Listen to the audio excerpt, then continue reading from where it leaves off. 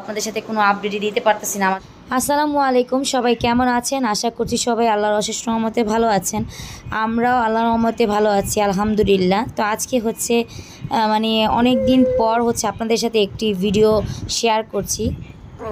মনে হয় আমার কাছে মানে যেটা মনে হচ্ছে সেটা হলো আমি এতদিন আপনাদের সাথে ভিডিও আপলোড করতে পারিনি। অনেক খারাপ লাগছে, কারণ এতদিন যাবৎ নেট প্রবলেম ছিল।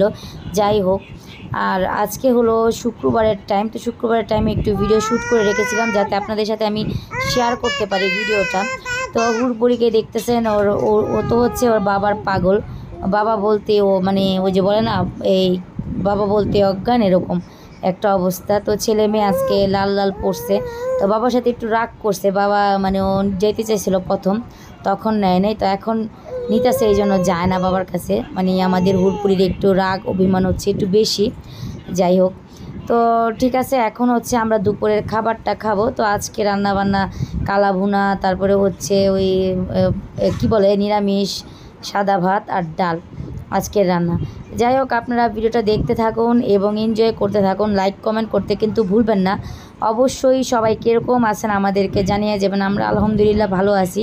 আপনারা সবাই কোথা থেকে দেখতেছেন ভিডিও আর সবাই কীরকম আছেন অবশ্যই জানাবেন। সবার জায়গার অবস্থা বা পরিস্থিতি কী আছে সব কিছুই আমাদের একটু বলে যাবেন অবশ্যই কমেন্টের মাধ্যমে। দেখতে থাকুন তাহলে ভিডিও।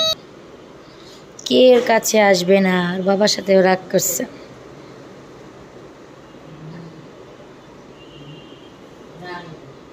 নানির কাছে গেছে।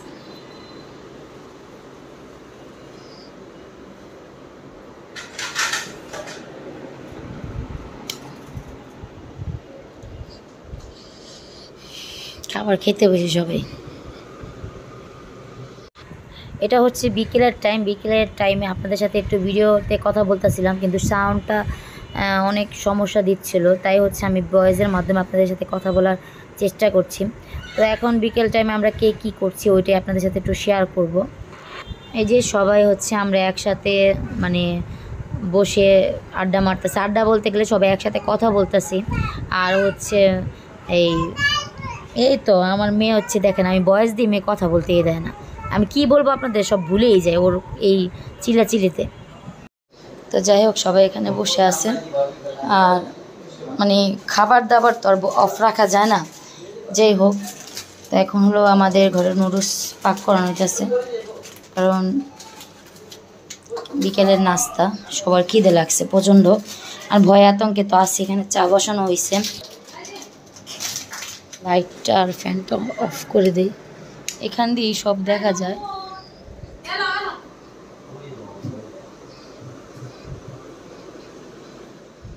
তো আপনাদের সাথে কিন্তু আমি অনেক আগের ভিডিও শেয়ার করছি। যাই হোক, তো আজকে মানে এটা হচ্ছে পরের দিনের ভিডিও।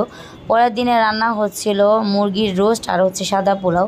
তো আমাদের নতুন বউ হচ্ছে মুরগির রোস্ট আর সাদা পোলাও রান্না করবে, একটু শেয়ার করবো। মুরগির রোস্টটা রান্না করে ফেলেছে যেহেতু, তাই হচ্ছে সাদা পোলাওটা একটু শেয়ার করবো ও কীভাবে রান্না করে।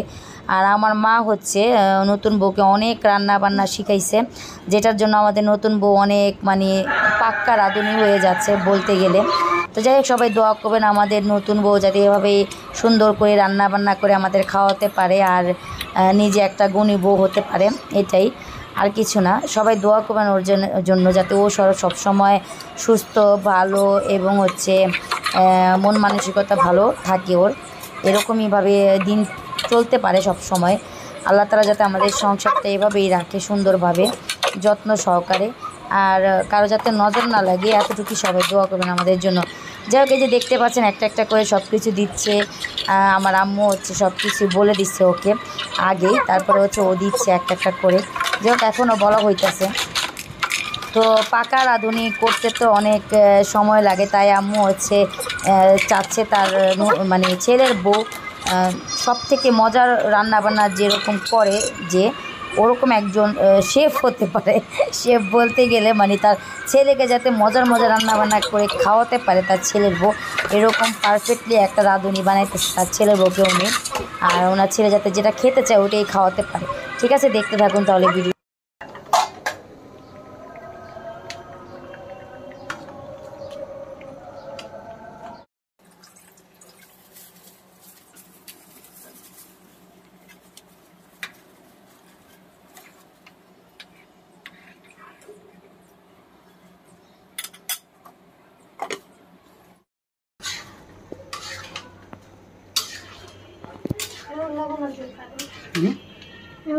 তো